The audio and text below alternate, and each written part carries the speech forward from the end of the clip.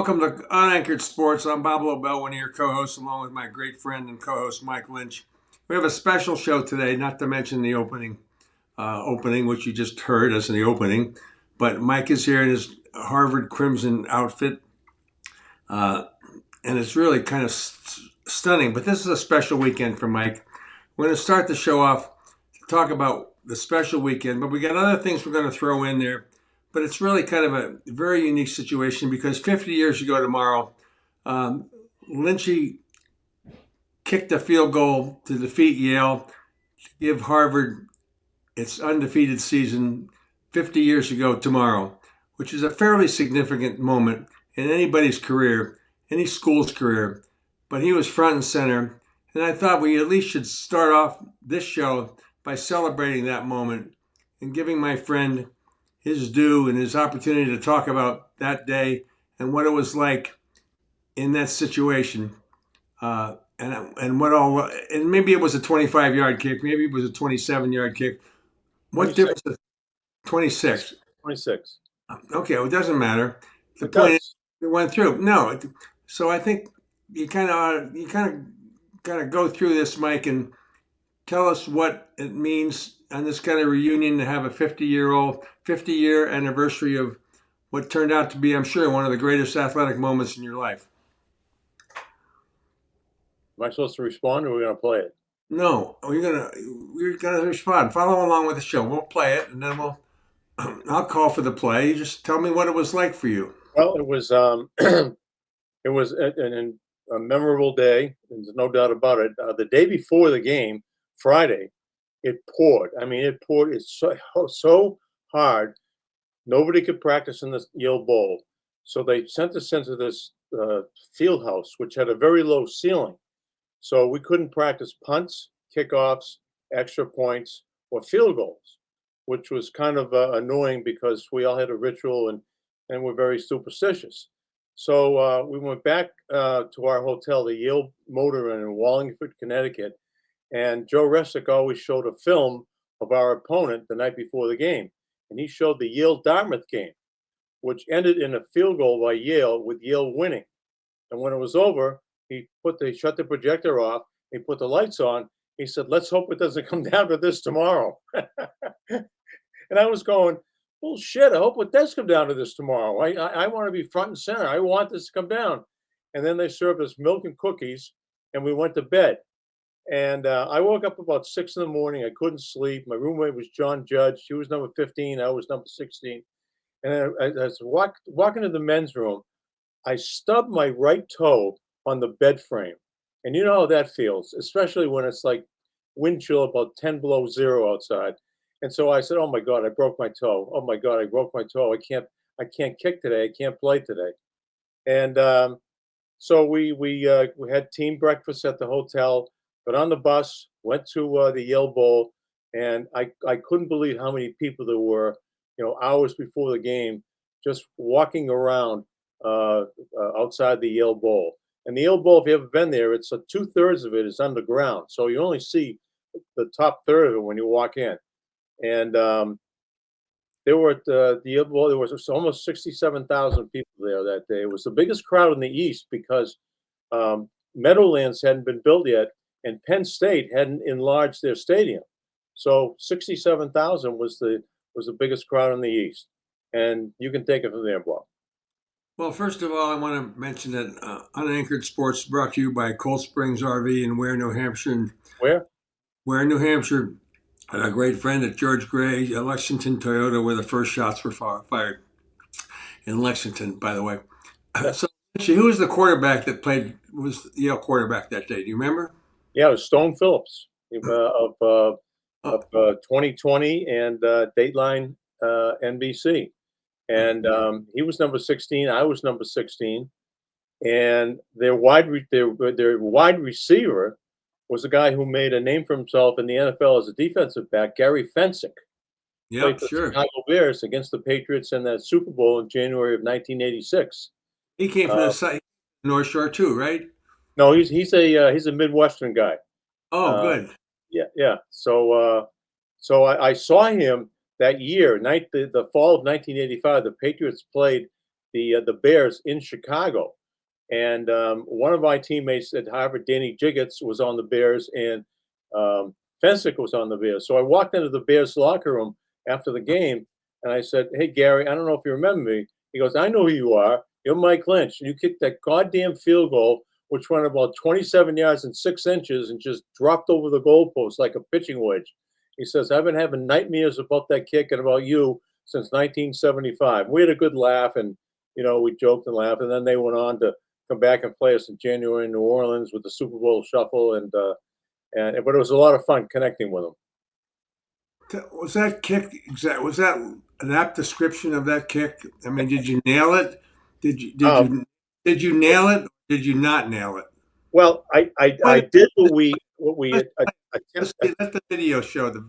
Let's play the video, and we can determine if you nailed it or did not nail it. Okay. Ball, and they're all here. The whole season's right here on the foot of Mike Lynch. Right-footed kicker.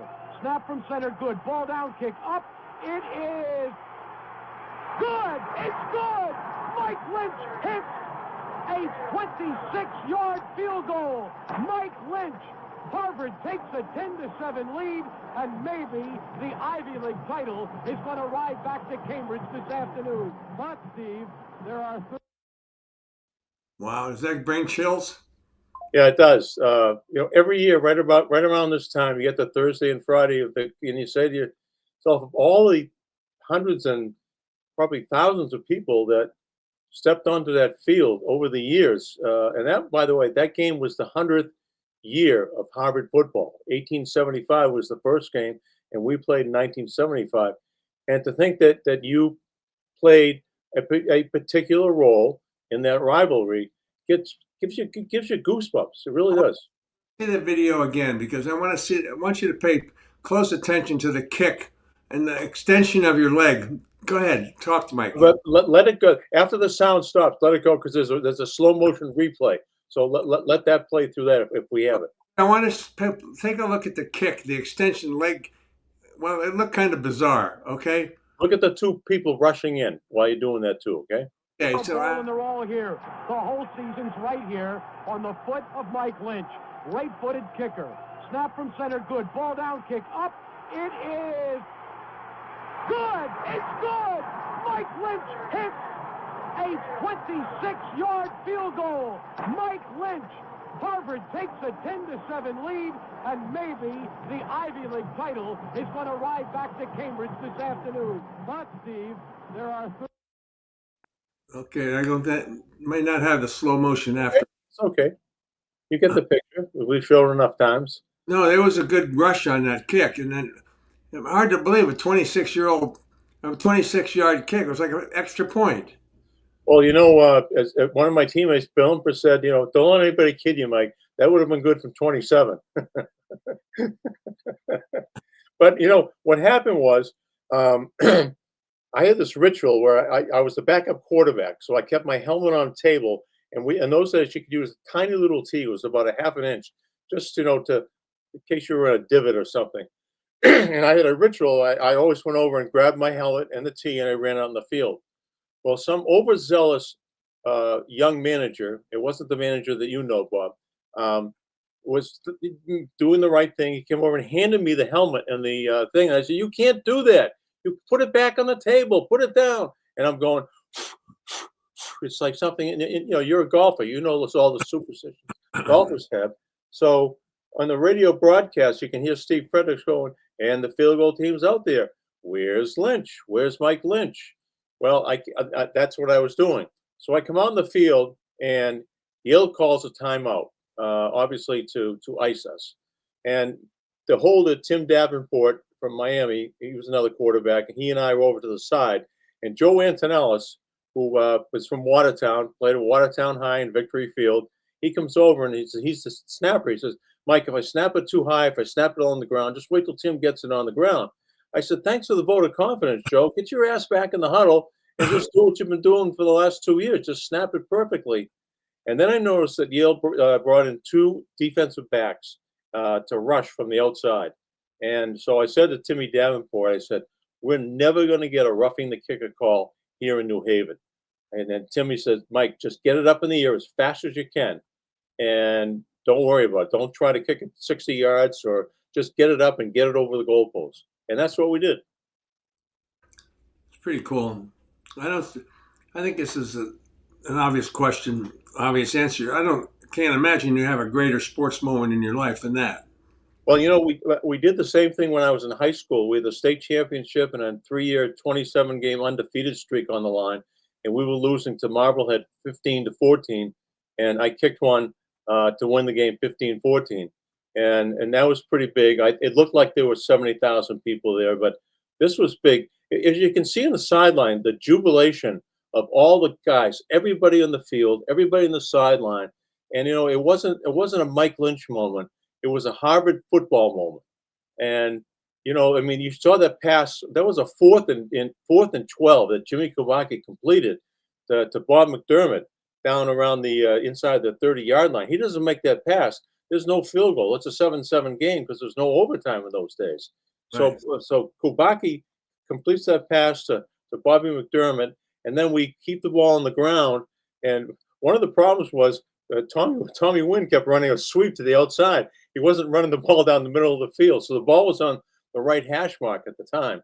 But that didn't bother us. And both Timmy at the holder and I got hit. And as you can see, we both got hit, and we were down on the ground.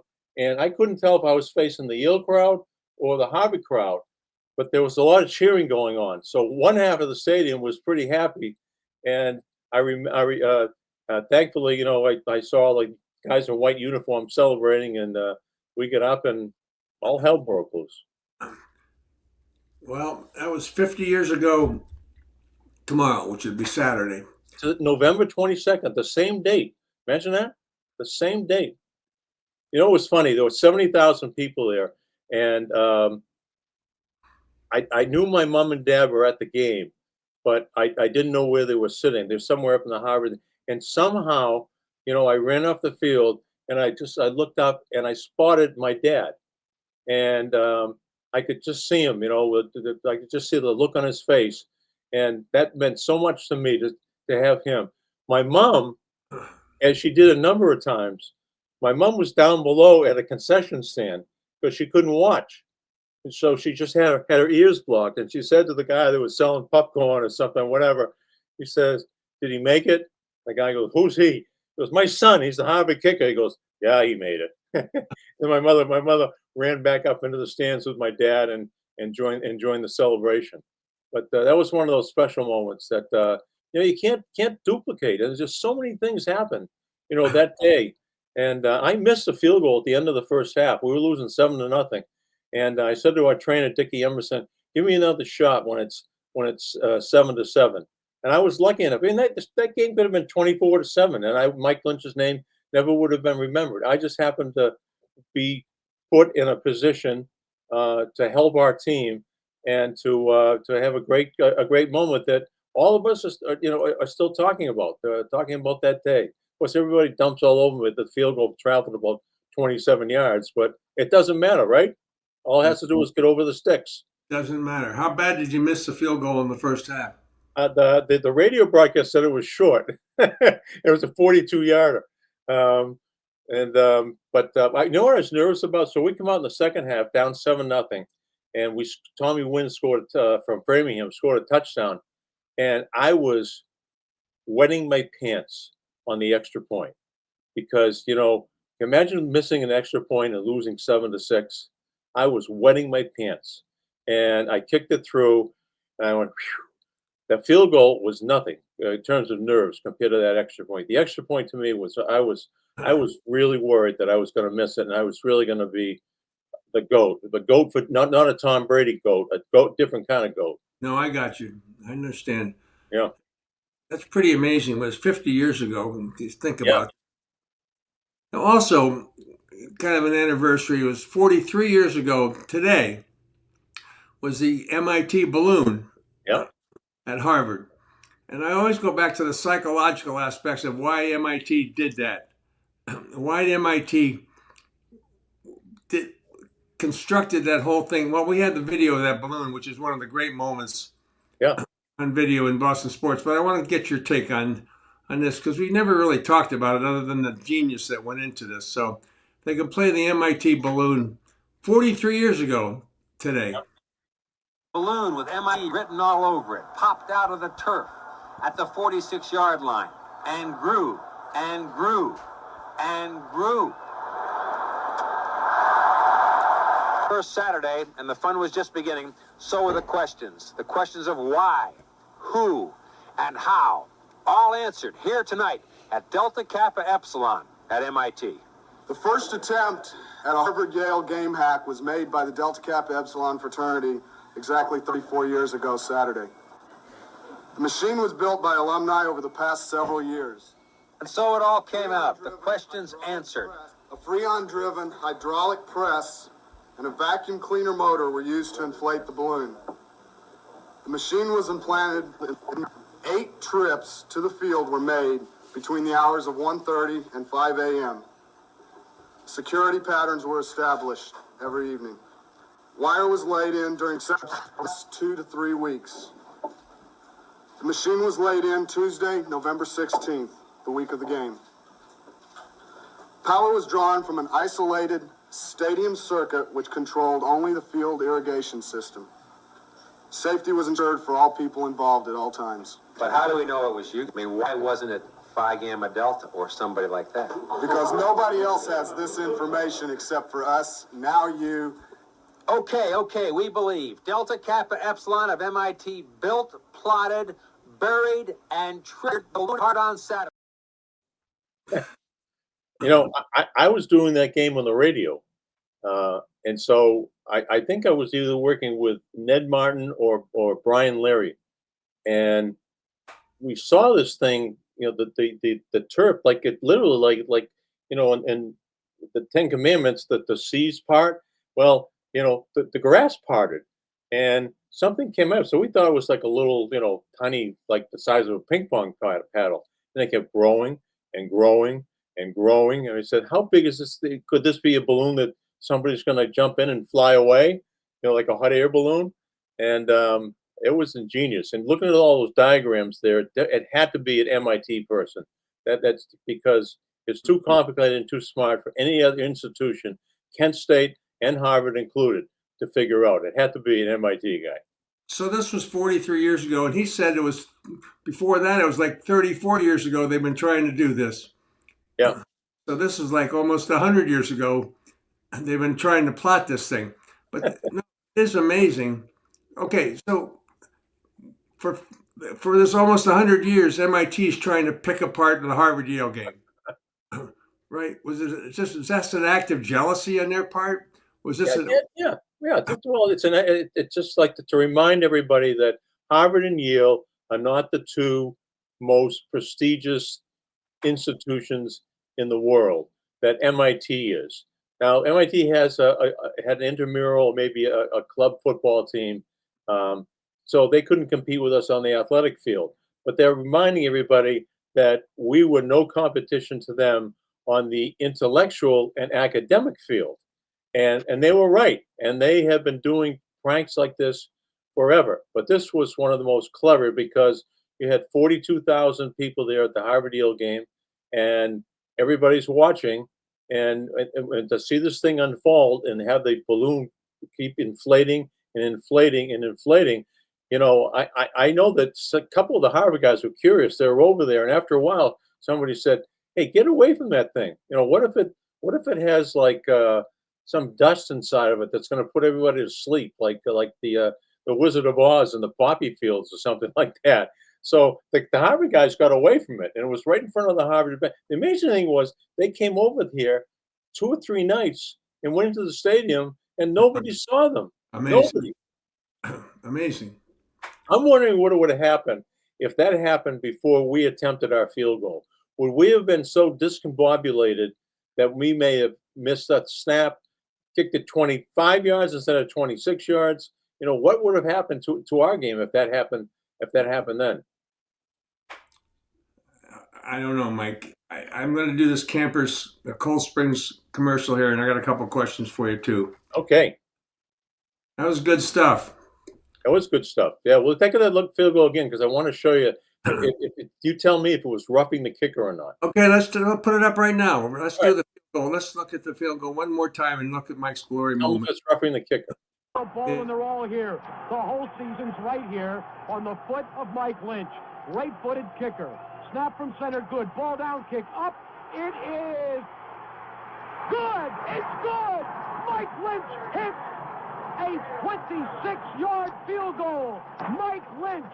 Harvard takes a 10-7 lead, and maybe the Ivy League title is going to ride back to Cambridge this afternoon. But, Steve, there are... Well, you tell me if you must think it was roughing the kicker, or you wouldn't have brought it up. Yeah, of course it was.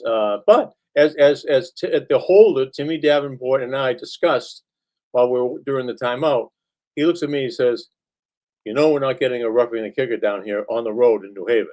I said, "I know." He goes, "My advice is get that ball up in the air as fast as you can." And fortunately, Bob, I was wearing this cleat right here. There it is.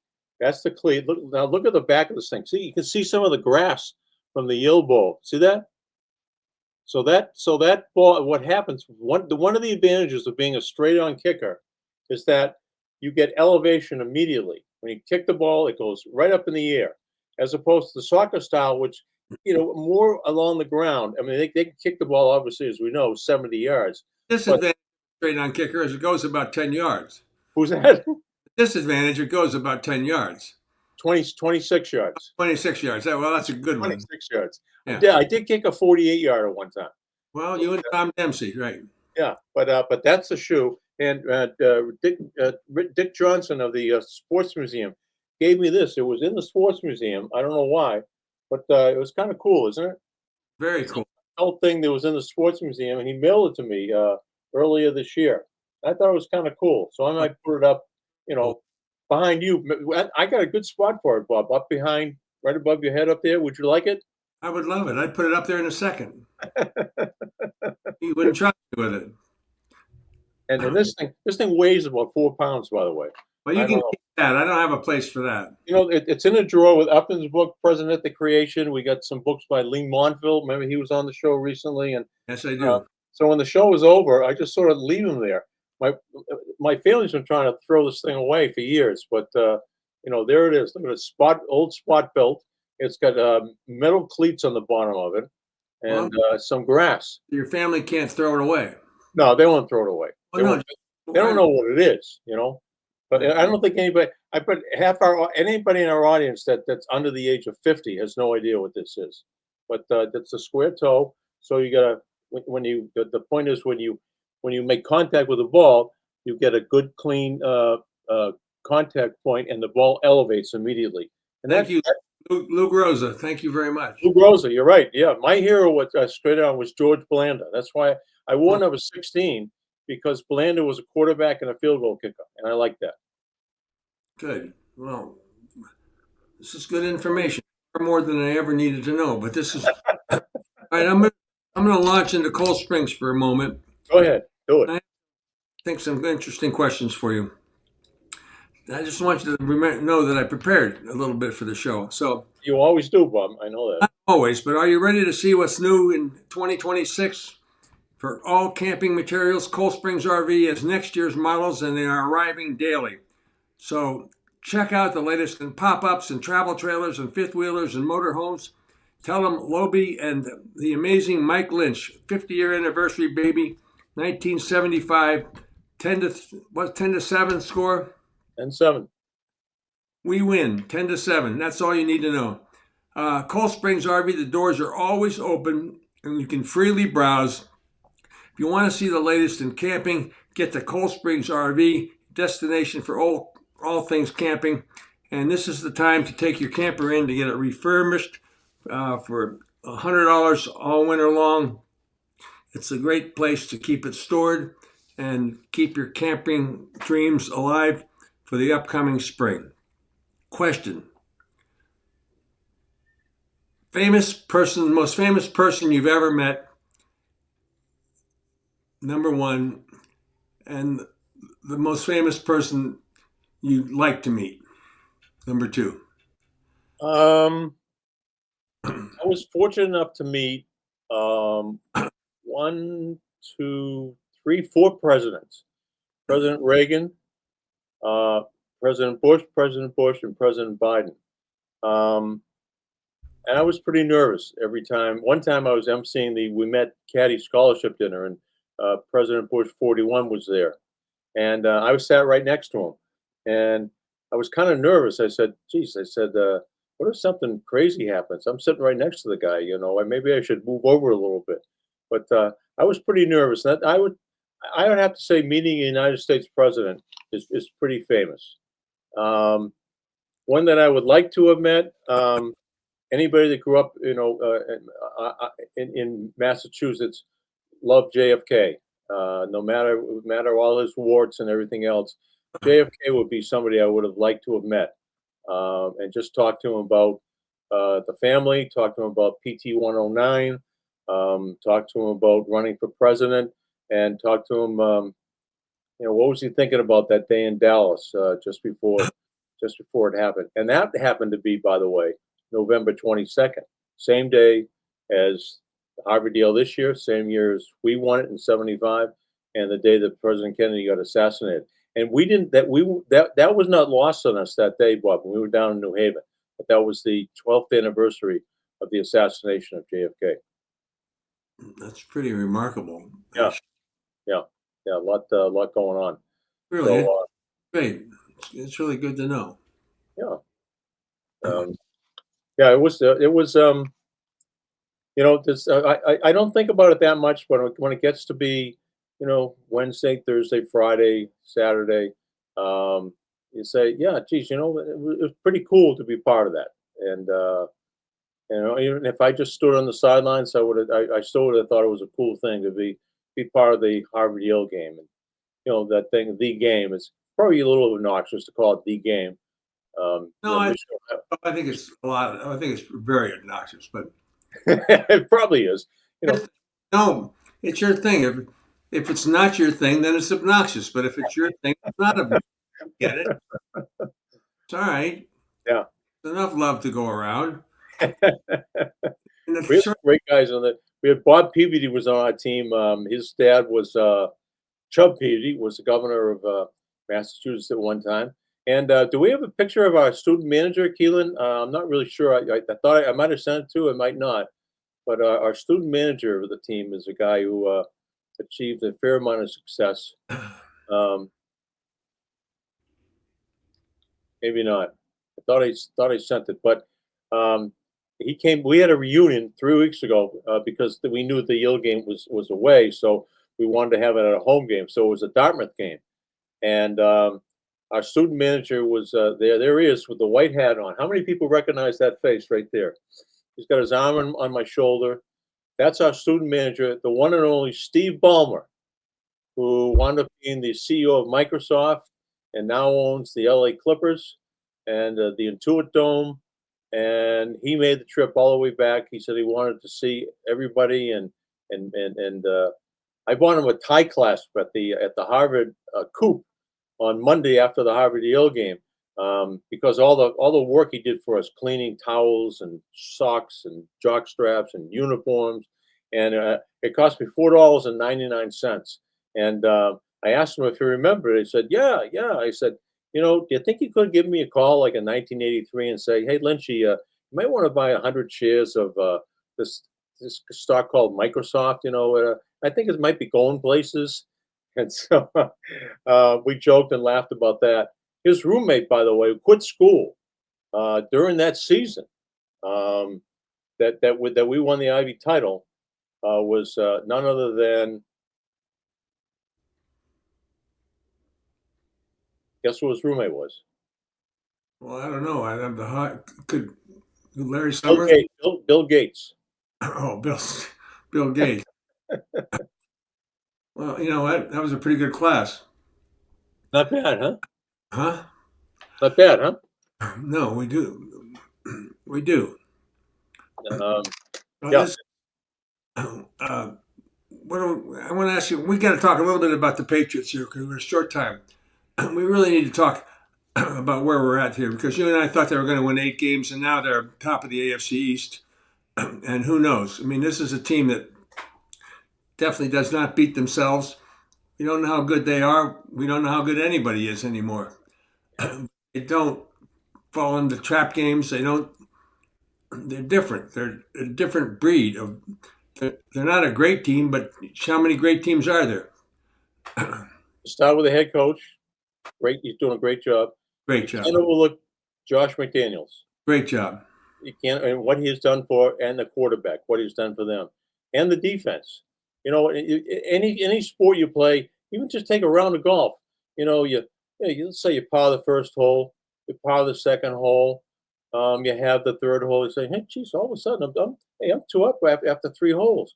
Well, the Patriots, you know, are saying, hey, we're 5-2 after 7 games. Hey, we're 9-2 after 11 games. You know, we're not bad. And all of a sudden, the confidence level just rises, and you play to this level all the time because your expectations are here. And I think we're all waiting for the biggest test, the second Buffalo game. They'll be here. They'll probably flex it to 4:30, but that's the big test because they're playing a cupcake schedule, but that's not their fault, Not their and they're winning every game they're supposed to win, and you got to give them credit. And I don't see stupid mistakes. I don't see any of those things. I'm trying to figure out who they're going to play in the playoffs, and there's no doubt about it. They're going to be in the playoffs. They're going to play Indianapolis, or they're going to play Denver. They're going to play Kansas City. Who they're going to go. They're going to play somebody in the playoffs. Yeah, yeah. Well, are they going to get a bye? Are they going to edge out Denver and be get a bye? I don't know. Want to play Denver? I know my Indianapolis might be my first choice, but they're not. They're no. Hey, I don't know anymore. I'm not smart enough anymore to know anything. Who can believe we're actually having this discussion? I can't. You know, if you told us this on Labor Day that we'd be having this discussion, we said, you know, get lost. You know. Okay, what's this hockey video they're talking about here? What do they have this? Okay, for a charity, and if they beat Lobel in goal, then $1,000 a goal. Is that it, Derek? That was the way for City year. Bobby Orr and Bay Banks get together. Every goal scored on Bob Lobel is $1,000. This is the first go round. Everybody's slapping him. Get semi warm up here. Boys, here Chief Shanks one into left field. Bobby gets the only goal of that round.